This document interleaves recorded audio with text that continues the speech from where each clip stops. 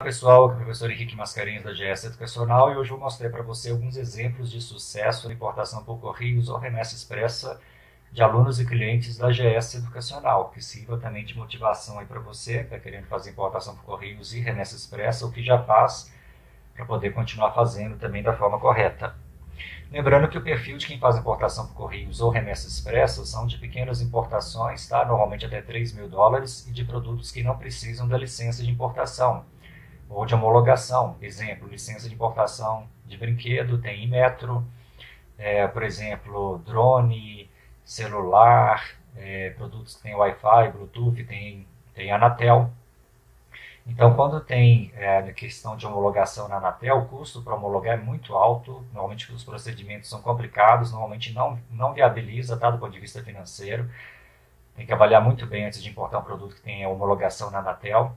E no caso de licença de importação também, aí já é outra história. Tá? Além do processo ser muitas vezes caro e demorado, aí você tem que fazer uma importação formal. Você pode até usar apenas o frete da remessa expressa, mas aí você tem que ter habilitação no radar, aí você tem que ter um despachante próprio, aí já é outra história, você entra no regime de tributação normal. Então, normalmente quem faz importação por correio ou remessa expressa não, não quer importar produtos que geram esse tipo de trabalho, que tem licença, homologação. Então acaba entrando num perfil de pequenas importações até $3.000 e de produtos que não precisam da licença de importação. Nesse caso aqui do Décio, tá? Ele foi aluno do curso e depois eu prestei algumas consultorias nos primeiros processos dele, para fazer o acompanhamento dos primeiros processos. Então, no caso do Décio, ele faz as importações através de remessa expressa, tá? Ele fez um planejamento inicial da importação, que é algo que eu considero fundamental. Antes de você iniciar a sua importação, se você não fizer o planejamento inicial, a chance de dar errado é muito grande, tá bom? E no caso dele, ele avaliou Correios e remessa expressa e chegou à conclusão que remessa expressa é a opção melhor para ele, tá? Então tem casos aí que mesmo a pessoa pagando um frete mais alto, tendo algumas despesas a mais do que os Correios, avalia que a remessa expressa pode ser a melhor opção, que foi o caso do Décio. Esse aqui foi o Glauco, tá? O Glauco ele fez o curso de importação também.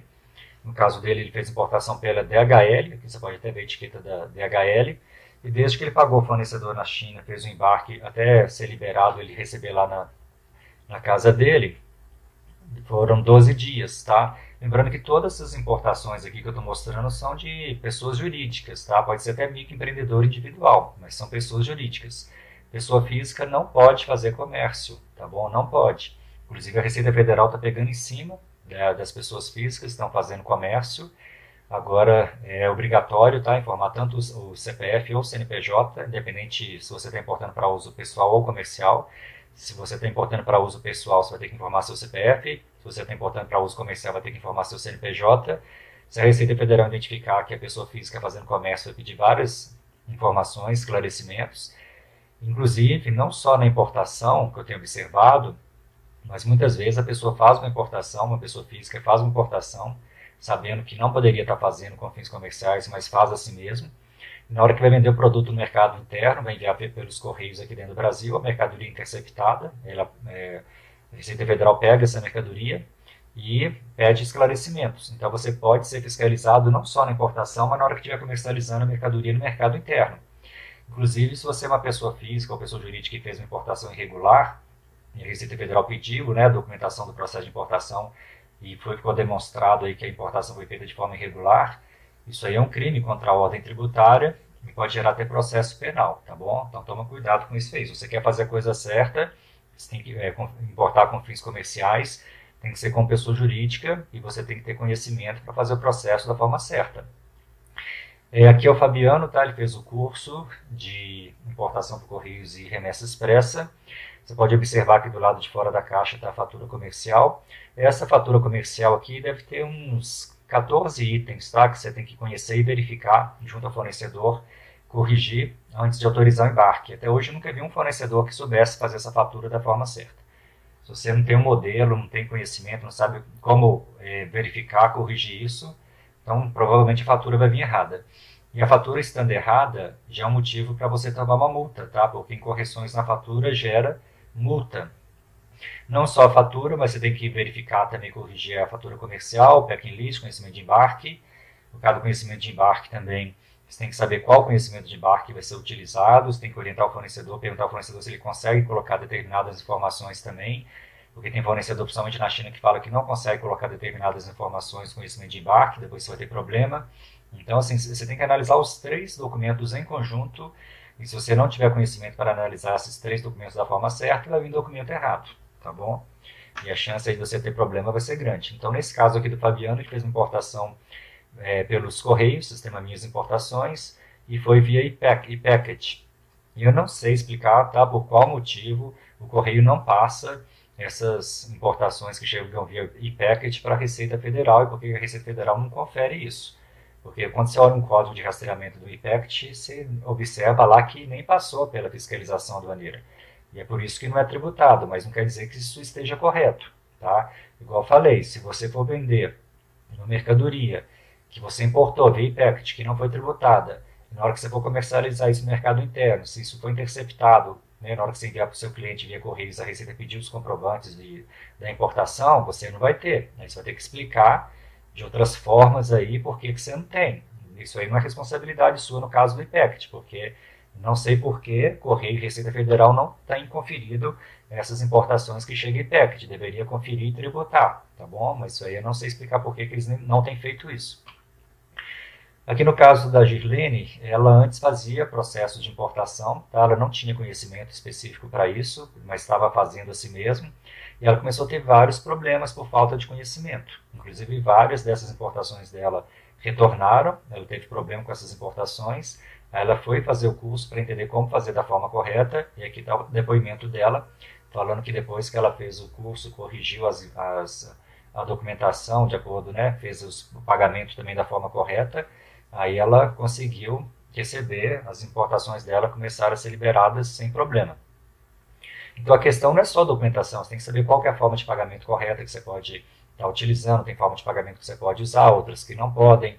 Você tem que saber se o fornecedor é confiável, você tem que saber usar, se você vai usar o Alibaba, o AliExpress, como usar o site a seu favor, porque tem situações lá que pode te ajudar e outras que podem te complicar, então você tem que ter conhecimento.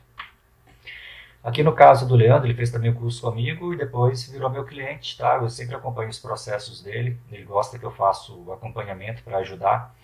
E a gente já fez aí vários processos, ele já fez via remessa expressa, já fez via correios, tá? Então ele tem feito aí procedimentos frequentes aí. Eu posso falar para você o seguinte, viu? A gente sempre tem que corrigir documento de fornecedor, a gente tem sempre que verificar vários detalhes antes de autorizar o embarque da mercadoria. Se a gente não faz isso, vai vir documento errado, vai ter problema. Esse aqui é o relato que eu recebi ontem, tá? E hoje também, do Ronivaldo, que foi meu aluno aí no curso de Importação por Correios e Remessa Expressa. Ele agradecendo aí que com os conhecimentos do curso ele conseguiu concluir o primeiro processo de importação dele usando remessa expressa. No caso dele foi a Federal Express, a FedEx, tá?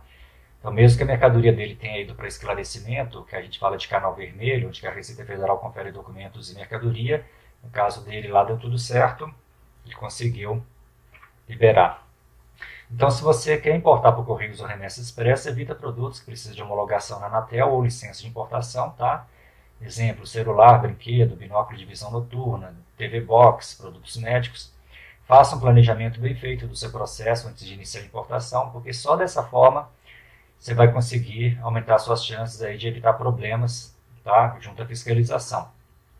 Se você não faz um planejamento bem feito, já quer direto pagar o fornecedor, ou você não tem conhecimento suficiente, já quer fazer o processo sem ter conhecimento, às vezes está querendo economizar num curso, quer economizar numa consultoria, que seria mais ou menos o seguinte, imagina, seu carro estragou, aí você mesmo quer, por conta própria, tentar consertar o carro, aí você começa a assistir alguns vídeos de mecânica, aí você pergunta uma coisa aqui, outra ali para o mecânico e quer consertar o carro sozinho. Então, a chance de você consertar esse carro sozinho vai ser mínima, tá? Sendo sincero aí com você. Na área de comércio exterior também, importação é a mesma coisa. Se você não tem uma base de conhecimento, você não sabe fazer o processo, planejar, gerenciar o processo da forma correta, a chance de dar errado é muito grande. Eu estou falando isso não é só para vender curso ou consultoria, não, estou sendo sincero, tá bom? São muitos detalhes que a gente tem que observar, tem que conhecer para fazer um processo de importação dar certo. Desde os incoterms, saber o que são os incoterms, saber quais formas de pagamento você pode usar, conhecer documentação, saber quais são os tributos, despesas não tributárias, pesquisar fornecedor, então assim, é bastante informação, tá bom? Então é isso aí, pessoal. Fica essas dicas aí, um abraço, tchau.